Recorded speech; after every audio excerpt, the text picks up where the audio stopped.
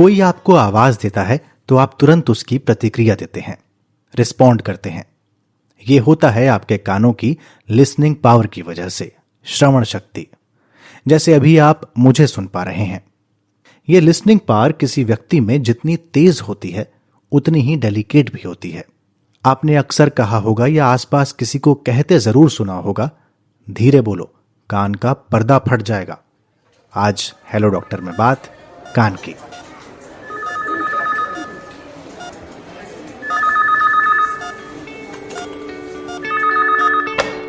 Hello doctor. Hello doctor आज तक radio की एक खास सीरीज है जिसमें हम आपकी हेल्थ से जुड़े हुए सवाल स्पेशलिस्ट डॉक्टरों से पूछते हैं और कुछ जानकारी, कुछ टिप्स आपके लिए लेकर आते हैं। नमस्कार, हेलो डॉक्टर के इस अंक में आपका स्वागत है। मैं हूं अंजुम शर्मा। कानों की समस्या बेहद आम है। इधर कुछ समय से जब से ईयरफोन या हेडफोन का चलन बढ़ा है, कानों पर उसका प्रभाव भी बढ़ता गया है।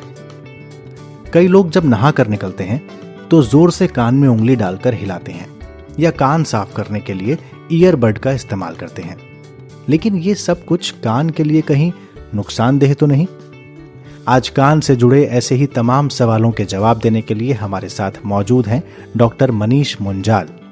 डॉक्टर मनीष दिल्ली के सर गंगाराम अस्पताल में सीनियर कंसल्टेंट हैं और कई बरसों से ENT यानी कान, नाक, गले से जुड़ी समस्याओं का इलाज कर रहे हैं। डॉक्टर मनीष मुंजाल, बहुत बहुत स्वागत है आपका हेलो डॉक्टर कार्यक्रम में। Thank you so much. मेरा सवाल बहुत बेसिक है डॉक्टर मुंजाल की लॉकडाउन का पीरियड खत्म हुआ है, अनलॉक शुरू हुआ है, अनलॉक 1, अनलॉक 2 के फेजेस में हम लोग चल रहे हैं। इस पीरियड में बहुत सारी चीजें ऑनलाइन स्टार्ट हुई। बच्चों की क्लासेस से लेकर वर्क फ्रॉम होम का कल्चर जो है भारत में तेजी से पकड़ता हुआ दिखाई दिया। तो ईयरफोन का जो कल्चर था वो भी बढ़ा। लोग कानों में अब ईयरफोन ज्यादा लगाने लगे, हेडफोन ज्यादा लगाने लगे, ब्लूटूथ डिवाइसेस ज्यादा लगाने लगे। इसका कितना ज्यादा प्रभाव पड़ता है आपके कानों में और कितना नुकसानदेह होता है ये? ईयरफोन जो डिवाइस है ये obviously it is here to stay because इसके अपने बेनिफिट्स हैं, इसमें कोई डाउट नहीं है। और ईयरफोन्स के बगैर हमारी लाइफ चल नहीं सकती। It gives you a sense of privacy जो कि कोई और डिवाइस नहीं दे सकता। पर जी इसके कुछ जो माने हुए नुकसान हैं वो मैं आपको बताता हूँ। पहली बात तो ईयरफोन्स जो हम यूज करते हैं उसमें स्टैंडर्डाइजेशन ऑफ साउंड डिस्टर्बेंस, ये एक टेक्नोलॉजी होनी चाहिए जो कि अच्छे स्टैंडर्ड ईयरफोन्स में होती है, जिसमें साउंड बर्स्ट नहीं होती। और अगर किसी ने गलती से सडन उसमें ऑडियो बर्स्ट, वॉल्यूम एकदम तेज कर दें तो sudden jerk in sound, sudden rise in sound नहीं होता और उससे ईयर प्रोटेक्ट हो जाते हैं। क्योंकि वर्ल्ड हेल्थ ऑर्गेनाइजेशन के हिसाब से 80-85 डेसिबल से सडन एक्सपोजर साउंड अगर ज्यादा हो जाए तो वो पर्दे और पीछे की जो नस होती है उसको परमानेंटली डैमेज कर सकता है। दूसरा, जब ईयरफोन आप यूज करते हैं तो कितनी बारी उस ईयरफोन को हम जगह जगह रख देते हैं और ये नहीं सोचते कि भी उसको थोड़ा सा वाइप करके ही यूज करें। तो इट इज रिसेंटली हमने देखा है खासकर लॉकडाउन पीरियड में और ये बारिशों के सीजन में कि वो फंगस और बैक्टीरिया पकड़ लेता है और जब आप कान में लगाते हैं तो वो आप डिपॉजिट कर देते हैं तो उससे आपको इन्फेक्शंस भी ज्यादा होने का चांस होता है। तो जब भी अपना ईयरफोन यूज करें it has to be wiped with a normal spirit wipe और या जो भी बेसिक आई ग्लास क्लीनर जैसा जो वाइपर होता है उससे आप कर सकते हैं। जो तीसरा एस्पेक्ट है जिसके बारे में हम कई बारी रेल पटरियों पे डेथ वगैरह वो देख सकते हैं, वो है the damage due to privacy, जिसमें हम लोग अपने आसपास के डेंजर्स को नहीं जान पाते और ईयरफोन्स में कोई आपके घर में एल्डरली है, उसको कोई ज़रूरत है, तो उस तरह के साउंड प्रोबेटिव डिवाइसेस भी थोड़े से अवॉइड करने चाहिए जिसमें साउंड पूरी कट हो जाए। तो ले दे के ईयरफोन्स हेल्पफुल हैं, बट अगर कंपैरिजन करना चाहे तो मैं प्रेफर हेडफोन्स करूँगा जिसमें साउंड प्रेशर, इन्फेक्टिविटी ये रेट्स थोड़े लो हैं। जी, यानी आपको घर में रहना है और यूज करना है ईयरफोन तो केवल आपको हाथ ही सैनिटाइज नहीं करने हैं कोरोना के टाइम पे, आपको अपने ईयरफोन्स भी साफ करने हैं। Please should use a dry cleaner. या बिल्कुल।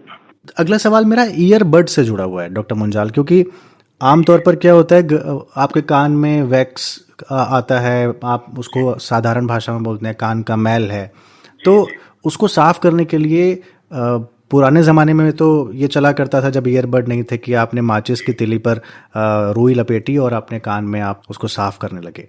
उसके बाद ईयरबड आए, लेकिन क्या वो भी सेफ हैं अगर यूज़ करना, या आपको डॉक्टर से कंसल्ट करना चाहिए?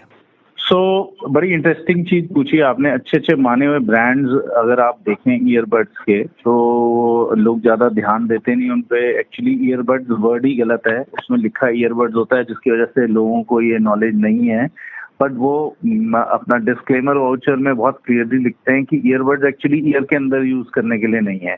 ये तो दरअसल जो हमारे कान के कोने हैं, जो कान है हमारा, भगवान ने बहुत ही सुंदर एक अजीब सी सुंदरता वाली चीज बनाई है। ऐसी कोई और बॉडी का पार्ट ही नहीं जो ऐसे बाहर निकल के आ रहा हो, उसमें इतने एंगल हो। तो इनके जो साइड एंगल्स हैं जिनमें मैल जम जाती है, उसके लिए साफ करने के लिए ईयरबड्स एक्चुअली दरअसल यूज होने चाहिए। कान के अंदर की सफाई, एक जो छोटी सी कैनाल है उसमें आप इमेजिन करना, आप कॉटन घुसा के बाहर निकाल लेंगे, ये बहुत ही मुश्किल कार्य होगा। और इसके लिए ईयरबड्स ज्यादातर नुकसान करते हैं, क्योंकि वो अंदर और धकेल देते हैं मैल को, और मैल जाके धकेल धकेल के पर्दों पे चिपक जाती है, और उससे और इन्फेक्शन, मॉइस्चर पकड़ने पे हो जाता है। लोगों के ईयर ड्रम्स डैमेज हो जाते हैं और काफी नुकसान उठाना पड़ता है। तो कुछ हद तक ये वैक्स डिजॉल्विंग, अगर मैल है आपके कान में, तो आपको कुछ हद तक वैक्स डिजॉल्वेंट ड्रॉप्स आप कुछ समय तक इस्तेमाल कर सकते हैं। उससे डिजॉल्व होके बाहर की तरफ वैक्स निकालें, कान को थोड़ा साइड से मसल के। बट अगर वो सब नहीं हो रहा तो डेफिनेटली बेटर ऑप्शन यही है कि एक अच्छे ईएनटी स्पेशलिस्ट से मिलके, आजकल बहुत अच्छे डिवाइसेस हैं, सक्शन मशीन्स हैं, प्रॉपर लाइट में देख के वो आपके पर्दे वर्दे को बचा के, अंदर इन्फेक्शन ना हो, ये सब चीज़ों के साथ स्टेराइल टेक्निक से कान साफ करते हैं। और साल में एक आध बारी ही कराना होता है, इससे ज़्यादा आमूमन ज़रूरत पड़ती नहीं है। जो आपने भी बात की कि आप कुछ जो लिक्विड आप डाल के उसको बाहर मैल बाहर की तरफ निकाल सकते हैं, तो कई बार ये बहुत आम है सड़कों पर, रेलवे स्टेशन पर, बस अड्डे पर आप देखते होंगे कि कई लोग हैं जो आपको बोलते हैं कि वो कान का मैल निकाल देते हैं और कुछ केमिकल इस्तेमाल करते हैं और वो निकलता भी है बाकायदा। क्या वो सेफ होता है? बड़ा इंटरेस्टिंग, वो आप शायद जो लाल पगड़ी वाले होते हैं वर्कर्स, उनकी शायद बात करें। बड़ा इंटरेस्टिंग चीज आपने की। It has been voted as one of the top 100 uncommon professions of the world. मतलब बीबीसी ने इसकी बड़ी जबरदस्त एक डॉक्यूमेंट्री की थी, बड़ी इंटरेस्टिंग है अगर आप देखना चाहें तो। और मैंने उसमें थोड़ा सा रोल भी दिखाया था जाके।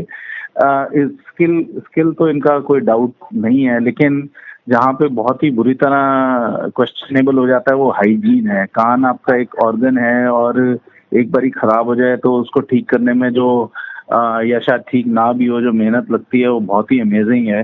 तो मेरे ख्याल से एक मेडिकल प्रैक्टिशनर जो कि ट्रेंड हो ईयर केयर में, उसी से कान साफ कराने चाहिए, नंबर 1। और नंबर 2, जो एक्चुअली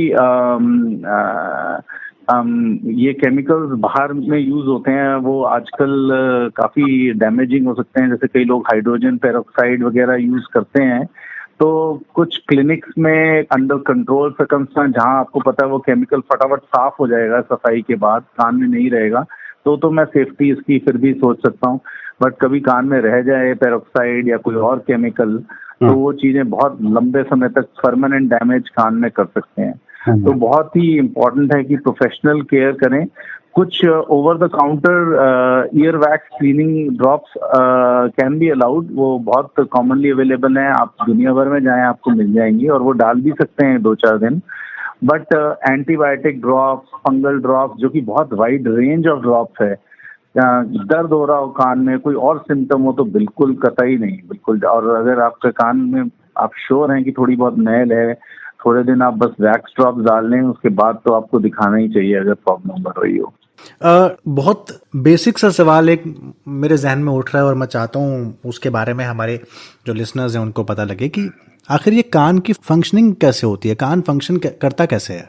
ये कुदरत का एक बहुत ही करिश्मा है जो कान है। मतलब दुनिया में ये एक साउंड एक ऐसी टेक्नोलॉजी है जो कि जिसका कोई सानी नहीं है। लकीली इंसान ने हमारे मेडिकल रेवोल्यूशन से थ्रू हेयरिंग एड्स और आजकल कॉकलियर इम्प्लांट्स, कंप्यूटर इम्प्लांट्स है, जिन लोगों को जो पूरे बधिर हैं उनको भी डिवाइसेस से सुनाई देना शुरू हो गया है। लेकिन अभी भी जो रोल ऑफ कुदरती चीजें हैं, जैसे कान के अंदर जब साउंड जाती है तो वो एक बहुत ही पतली झिल्ली जिसको हम ईयर ड्रम कहते हैं उस पर पहले जाती है, और वो जो साउंड एनर्जी है वो मैकेनिकल एनर्जी में ट्रांसफर होती है। फिर 3 छोटी छोटी हड्डियां हैं जो बिल्कुल एक मशीन की तरह जैसे पिस्टन मूव करते हैं, 1 2 3, ये बॉडी की सबसे छोटी हड्डियां हैं जो 1 2 3 नंबर में आती हैं, और ये मूवमेंट के साथ उस साउंड प्रेशर को अंदर का जो कॉक्लिया होता है, इनर ईयर, जिसमें एक तरल पदार्थ होता है, उसमें भेजता है। और वो तरल पदार्थ जो उस साउंड वाइब्रेशंस को अलग अलग फ्रिक्वेंसीज पे मैच करके छोटी छोटी नसों से बड़ी नस में भेजता हुआ ब्रेन के प्रोसेसिंग सेंटर में भेजता है। और ये सब कुछ माइक्रो सेकेंड्स में होता है। बल्कि आप सोचिए कितनी जल्दी आप कुछ सुन रहे हैं, झट से आप उसको समझ लेते हैं। तो एक्चुअली पूरा लूप कंप्लीट होता है, आपके दिमाग तक साउंड जाती है, आप उस पर एक्शन लेते हैं, आप उस एक्शन को समझते हैं। सो कान वो ऑर्गन है जो ये सब रिसीव करता है, पर्दा वो सब है जो उसको ट्रांसमिट करता है, पर्दा और वो 3 हड्डियां, फिर जो उसके बाद जो फ्लूइड और नर्व्स हैं वो उसको फिर से इलेक्ट्रिकल एनर्जी में कन्वर्ट करके ब्रेन में भेजती हैं। ब्रेन उसको प्रोसेस करता है जैसे एक कंप्यूटर करता है, और फिर उसकी रंग दिखते हैं, भाई ये ऊंची आवाज है, ये म्यूजिक है, ये कोई मुझ पर चिल्ला रहा है, ये इसने अच्छी तरह मुझे नहीं बात की, इसने तो बहुत प्यार से बात की, ये तो बहुत मीठा बोलता है। तो ये सब हमारा ब्रेन एनालाइज करता है उस चीज को। तो ये तालमेल है जो भगवान ही कर सकते हैं और कोई नहीं कर सकता। चलिए, डॉक्टर के मुंह से भगवान की बात सुन रहा हूँ मैं ये बहुत राइट अच्छी चीज़ है। एक सवाल मेरा ये भी है कि कान के अंदर का जो फ्लूइड होता है वो आपकी बॉडी को बैलेंस रखता है, तो वो कौन सा परिस्थिति होनी चाहिए डॉक्टर मुंजाल जब आपको लगे कि आपका हेयरिंग असेसमेंट होना चाहिए, या आपको लगे कि अब मुझे जाकर चेकअप करवा लेना चाहिए? राइट। सो बहुत सिंपल टेस्ट हैं। आई मीन एक तो जो कॉमनेस्ट एज ग्रुप का मैं आपको बताता हूँ जिसमें हम हेयरिंग लॉस यानी सुनाई की कमी पाते हैं, वो है हमारे सीनियर सिटीजन्स, राइट। तो जैसे ही आपकी उम्र 60 साल की होती है, मेरे ख्याल से ये एक मैंडेटरी अपना सेल्फ आपका पार्ट ऑफ एग्जामिनेशन होना चाहिए कि आप एक सिंपल टेस्ट होता है ऑडियोमेट्री, किसी भी अच्छी ईयर नोज थ्रोट क्लिनिक में ये टेस्ट होते हैं, ये आप जाके जरूर कराएं। क्योंकि आपको बहुत समय तक ये एक स्लो प्रोसेस है और आपको समझ नहीं आती है, और 30-40% 50% प्रतिशत तक जब लॉस हो जाता है तो मैं जो ब्रेन की बात कर रहा था, जो ब्रेन के प्रोसेसिंग सेंटर्स हैं वो भी फिर वीक होना शुरू हो जाते हैं। तो उसके बाद अगर हम इलाज करें भी, मतलब मशीन वगैरह लगाएंगे भी, तो वो उसका इतना अच्छा बेनिफिट नहीं आएगा। इसके बाद आता है जनरल चेकअप, यानी जो एडल्ट्स होते हैं जो हम रोजमर्रा की जिंदगी में करते हैं, उसके सिंपल टेस्ट ये हैं कि अगर आपको इस तरह से बैठना पड़ रहा है कि अगर आप कहीं बैठे हैं एक नॉर्मल साउंड लेवल के सर्कमस्टांस में, सब लोग एक दूसरे से कन्वर्स कर रहे हैं, बट आपको किसी की बात सुनने के लिए या तो उस तरफ मुड़ के बैठना पड़ रहा है या आपको जरूरत से ज्यादा एक्स्ट्रा ध्यान देना पड़ रहा है। मैं शोर शराबे की बात नहीं कर रहा, नॉर्मल सर्कमस्टांसेस। और आप प्रेफर करते हैं कि एक तरफ से ही सुने किसी की बात और दूसरी तरफ से आपको मुश्किल होनी शुरू हो जाती है, तो आप ये जरूर समझें कि कुछ ना कुछ सुनाई में कमी आ सकती है। तीसरी, अगर आपकी कोई जानने वाले आपको ये कहना शुरू करें आप थोड़ा सा बात को कम सुन रहे हैं, मैं घर वालियों की बात नहीं कर रहा, मतलब जनरली अगर आपको एक रूटीन वे में लोग कहना शुरू कर दें कि भाई कुछ कमी है, तो अगर थर्ड पर्सन कमेंट कर दे और लगातार करता रहे तो इसका मतलब ज्यादातर प्रॉब्लम होती है। और दूसरा ये है कि अगर आप टीवी वॉल्यूम, एक सिंपल टेस्ट घर में है कि आप टीवी के सामने बैठ जाएं अपने पार्टनर के साथ, जिनका हम सुनाई मान के चलेंगे कि नॉर्मल है, और रिमोट कंट्रोल से आप टीवी का वॉल्यूम एक लेवल पे ले आएं, स्टैंडर्ड लेवल 20-25 पर, उसका डाउन करना शुरू कर दें पॉइंट बाय पॉइंट। सो इसको कहते हैं स्पीच डिस्क्रिमिनेशन स्कोर। जब आप बिना देखे लिप रीडिंग, जैसे कोई एक्टर कुछ बोल रहा है या कुछ न्यूज कास्टर कुछ बोल रहा है, बिना उस डायरेक्शन में देखे आप वो वर्ड्स रिपीट करते जाएं और ये देखिए कि दोनों में कौन रिपीट करने, किस लेवल पे रिपीट करना बंद कर देता है। अगर वो सिग्निफिकेंट डिफरेंस आता है कहीं पर, तो इसका मतलब आपकी सुनाई में या उनकी सुनाई में कुछ प्रॉब्लम है और टेस्ट होना चाहिए। तो ये एक घर में घरेलू टेस्ट है जो आप बड़े आराम से कर सकते हैं और उसके बाद डॉक्टर हैं ही आपकी हेल्प करने। तीसरा एक छोटा सा मैं जो जरूरी है बताऊंगा, वो है पैदाइशी बच्चे का। जैसे बच्चा पैदा होता है उसमें हम लोग स्क्रीनिंग, वैसे तो आजकल बड़े हॉस्पिटल में, गंगाराम जैसे हॉस्पिटल में ये होता है कि हम हर बच्चे का टेस्ट करके भेजते हैं। लेकिन अगर आप घर में आए, बच्चे को उसका टेस्ट नहीं हुआ, आपको लग रहा है वो आपकी बात पर रिस्पॉन्ड नहीं कर रहा, तो आप पीछे खड़े होके, जब वो बच्चे का ध्यान ना हो तो आप स्टार्टल यानी जोर की ताली या थाली बजा के देखें और स्टार्टल देखें बच्चा कांप रहा है कि नहीं। अगर वो स्टार्टल रिफ्लेक्स बच्चे में नहीं है तो ये अर्ली एज में जो बच्चे बधिर पैदा होते हैं उनके लिए बहुत जरूरी है पता करना, ताकि हम इलाज कर सकें। तो ये 2-3 टेस्ट मैंने आपको बताए हैं घर में, हियरिंग के एडल्ट, बच्चे और एल्डरली, ये आप अगर घर में करें तो बहुत फायदा है। काफ़ी डिटेलिंग में आपने ये टेस्ट बताए हैं डॉक्टर मुंजाल। मैं अपने लिसनर्स की तरफ से इस सवाल पर आपके जवाब के लिए बहुत बहुत शुक्रिया कहता हूँ कि ये बहुत ही घरेलू तरीके से आप पता लगा सकते हैं कि आप हियरिंग असेसमेंट आप कर सकते हैं अपना। मेरा अगला सवाल एलर्जी और इन्फेक्शन से जुड़ा है। कई बार सर्दियों में कान के ऊपर सफ़ेद सफ़ेद सा कुछ आने लगता है, आप उसको छुड़ाते हैं और वो फिर से आ जाता है, और ये अमूमन सर्दियों में तो होता ही है। ये कान की एलर्जी कितनी ज़्यादा गंभीर होती है? कान का अगर आप हिस्सा बाहर का देखें, और इनफैक्ट जो टनल भी, जो ईयर कैनाल है, वो basically it is a normal skin और उसमें हेयर भी होता है, लोगों के कई बाल दिखते हैं। तो ये स्किन के अपने बहुत सारे इश्यूज होते हैं। इसको एक्टोपिक डर्मेटाइटिस कह सकते हैं। कभी कभार खासकर सर्दियों में जब खुश्की हो जाती है तो भी होता है। प्रॉब्लम तब आती है जब हम इसको जरूरत से ज्यादा साफ करने की कोशिश करते हैं, क्योंकि आप जितना फ्लेक्स को रगड़ेंगे, निकालेंगे, अगर मान लीजिए आपकी स्किन में कोई एलर्जी है, एक्जिमा है, तो वो स्किन और उखड़ती जाएगी और वो रोना शुरू कर देगी, उसमें पानी निकलना भी शुरू हो सकता है और प्रॉब्लम इन्फेक्शन में बदल सकती है। सो कई लोगों में जो सफेद स्किन का, जिसको एक्टोपिक डर्मेटाइटिस या ओटाइटिस एक्सटर्ना कहते हैं, इसका बहुत सरल इलाज है। कुछ लुब्रिकेंट क्रीम्स आती हैं और कुछ एंटी एलर्जिक ओरल टैबलेट्स आती हैं। इससे बहुत अच्छी तरह ये चीज मैनेज हो सकती है लॉन्ग टर्म में जी। बट हाँ, ये एलर्जी के लक्षण है ज़्यादा जो आप बता रहे हैं। ठीक। मेरा अंतिम सवाल डॉक्टर मुंजाल ये कि ओवर द काउंटर ड्रग, आपको लोग बोलते हैं कि जाकर ईयर ड्रॉप ले लीजिए, 10 रुपए से लेकर 12 और उससे आगे आप रेट बढ़ता जाता है, और लोग कई बार सस्ती ईयर ड्रॉप लेते हैं, महंगी ईयर ड्रॉप लेते हैं और खुद उसको डालना शुरू कर देते हैं। कितना सेफ है, कितना खतरनाक? हमारे जो कान हैं उनमें ऑयल का यूज तो सदियों से चला है और आज भी मैं इसको एग्जैक्टली गलत नहीं मानता, क्योंकि अगर आपके कान के पर्दे वर्दे सब सही हैं और थोड़ा बहुत सरसों का तेल या ये बेसिक ऑयल्स जो होते हैं, बेसिकली ईयर जो वैक्स के ऑयल्स होते हैं ये भी तेल ही होते हैं, सर्पेंटीन, बेंजोपेंटीन ऑयल्स, ये सब जो होते हैं ये इसी के लिए है। तो थोड़ा बहुत सरसों अलाउड है, थोड़ा एलर्जीज में भी अलाउड है अगर आपको पता है कि आपके पर्दे वर्दे ठीक हैं।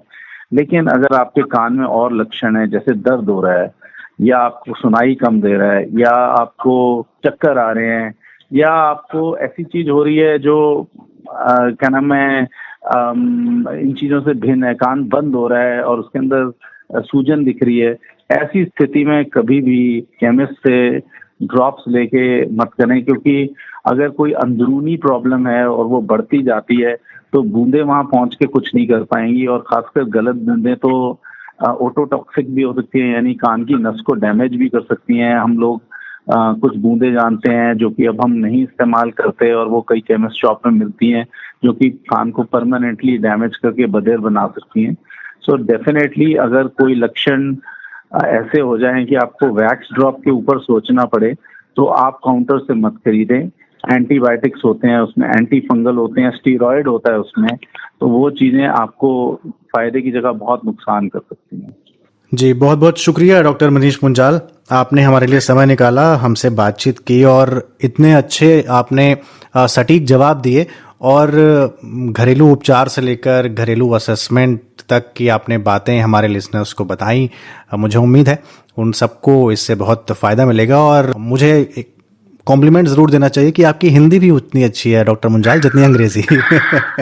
ये तो आपने बहुत मैं तो बहुत नर्वस हो रहा था, बट आपने शुक्रिया, मुझे बहुत मिक्सचर ही है और हम सब लोगों की लैंग्वेज, तो कोई ज्यादा कुछ कर नहीं सकते इस बारे में, बट बहुत बहुत शुक्रिया आपका भी। अगर आपने मुझे मौका दिया लोगों से एक नॉर्मल तरीके से कान की केयर के बारे में बात करने का, आई एम श्योर लोगों को फायदा पहुंचेगा। बिल्कुल पहुंचेगा डॉक्टर मुंजाल, बहुत बहुत शुक्रिया।